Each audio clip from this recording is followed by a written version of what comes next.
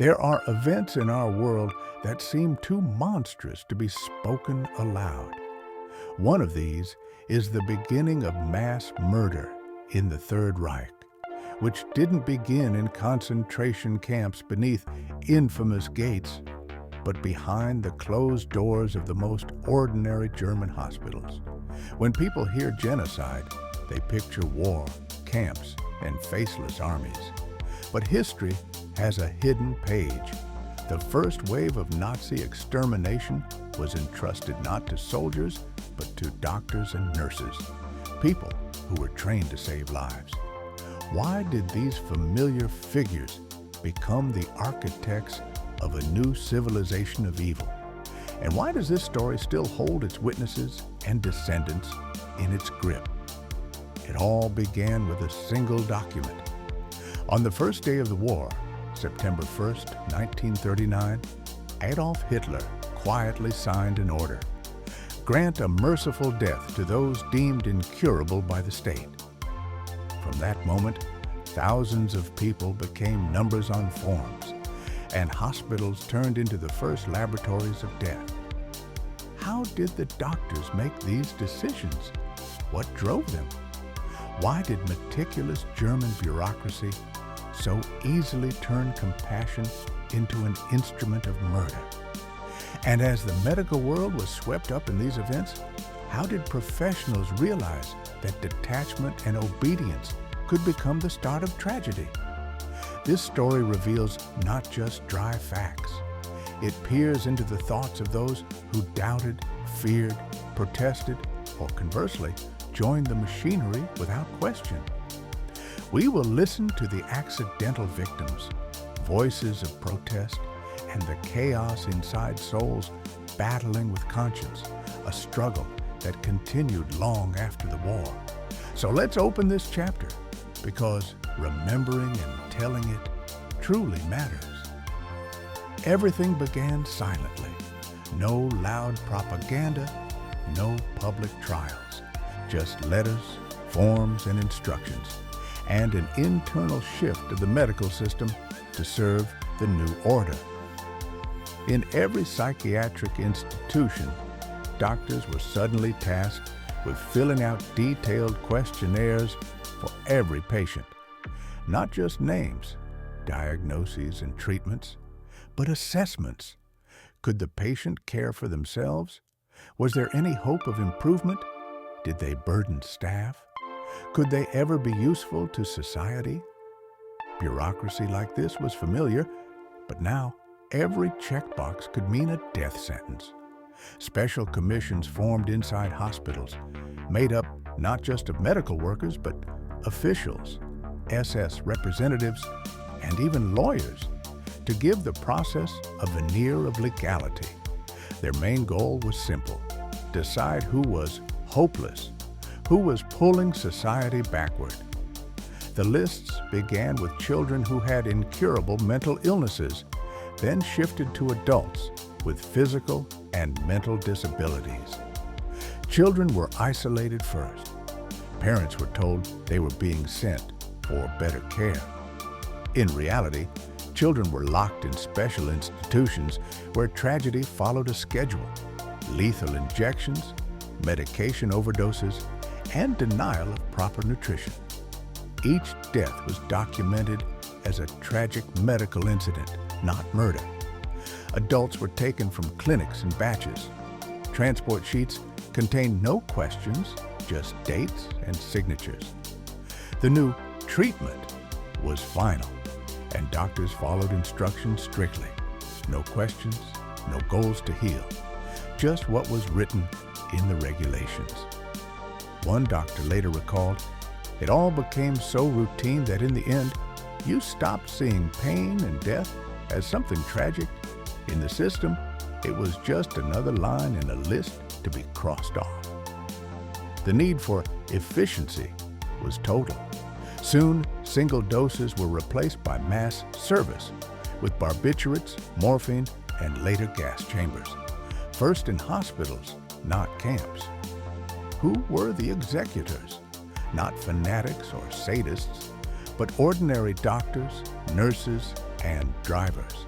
They received clear orders, faced threats of dismissal, sometimes even criminal prosecution. Orders often began with "out of mercy" to ease psychological strain. Yet many confessed, "They told me, either you do everything by the regulations, or we'll find someone who won't ask questions." Step by step, psychiatric hospitals became the first factories of death in the new state. Everything was strictly secret. Relatives received letters about sudden natural deaths, and the reason given was always incurable disease or complication. Among staff, tension grew. Some tried to protest, keep secret lists of dead children, record names and dates. But these attempts were quickly suppressed. Protest faded into anxious silence. Here, in the quiet of ordinary hospitals, the thing began that would eventually grow unstoppable in the camps. Bureaucracy, the routine mechanics of murder, the noble terms, all of it the first link in the greatest tragedy of the 20th century. Next, we enter the psychological world of the executors, the people personally confronting this mechanism, whose role became an internal tragedy as well as a physical one. Many doctors, nurses, aides, and drivers were nothing like the villains depicted in films and books. More often, they were ordinary people with their own worries and small joys. Something inside them changed gradually as their work became routine. At first, there was anxiety, shame, attempts at self-justification, that everything happened for the greater good. Medical staff were fed a simple idea. Their job was to obey the state, care for society, free up hospitals for the healthy. Orders were strict, backed by threats of dismissal or prosecution. Slowly, fear gave way to detachment. Handling dozens or hundreds of patients, doctors stopped seeing individuals, turning them into medical report entries and statistics. They started living by a schedule, appointments, assessments, form filling, following instructions. One doctor said, "I don't think of people as individuals anymore. The commission wants numbers. Our business is to obey." Nurses shared their pain with each other, wrote short notes, sometimes kept secret lists of dead children. Some cried at night, others occasionally refused, only to quickly disappear from their posts. The pressure was enormous, and replacements were always found. Some survived by clinging to pseudo-logic. The instructions say to act with mercy, but mercy, it turns out, can be deadly. Others closed off, stopped sleeping, withdrew from their families, or tried to justify themselves. Routine mechanics removed any sense of choice. Protest became inner struggle, and the cogs of the system moved on, asking only rarely if things might have been different. Years later, during interrogations and in letters, some admitted most of the time they didn't feel like killers. They felt like clerks, whose job was to process papers, fulfill quota, follow protocol. Yet inside, a persistent unease remained. A question: did I ever have a chance to act differently? The third chapter of this story is about the unnoticed, routine death of human conscience, about how obedience and fear can make even those who pledge to heal become agents of the unimaginable. Yet outside the hospitals, anxious murmurs began to swell. Relatives noticed loved ones disappearing, while dry official replies spoke of sudden complications or death due to illness. Conversation, anxiety in society grew. Why did people die so quickly? People who the week before had written letters home, never suspecting the end. Doctors and nurses were taught to keep silent, yet rumors escaped. Parents began to unite, ask questions, write complaints. Some doctors responded honestly, "Your son's been transferred, treatment continues," but far more followed the script. The strongest voice of resistance was Bishop Clemens August von Galen of Münster. He did not make political accusations, but appealed to human morality, urging defense of the defenseless, remembering the duty of mercy. His sermons spoke to hearts, spread secretly, spurred others to protest. There can be no law on earth that allows killing the defenseless in the name of purity of the people. After his stand, a wave of letters and complaints hit the authorities. Some managed to partially halt operations. Others were shifted to shadow work. Many Germans, learning the true reason their relatives had vanished, lost trust in the authorities. Some began an invisible war with the system. Resistance was scattered but real. Among nurses and junior doctors, some hid patient lists, delayed orders, even warned parents, "Don't send your child there." They were fired for this. More radical efforts ended in exile or threats. It all wove a web of fear and distrust between relatives and hospitals, doctors and administration, people and the state. It was clear the system would find ways forward even if lone individuals fought back. The fourth chapter is human resistance, silent, desperate, partly successful, but always dangerous for those who refuse to be silent. Protest turned into a personal choice. Stay quiet for family and work, or speak the truth, whatever the cost.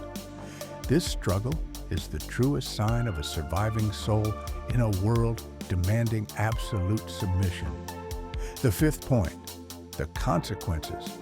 How this experimental program became experience that built the grandest system of murder in history. T4, initially meant as a secret, targeted mechanism for cleansing the country, quickly proved its efficiency. Routine organization, rigid documentation. Everything turned hospitals into a training ground for personnel facing much crueler tasks soon.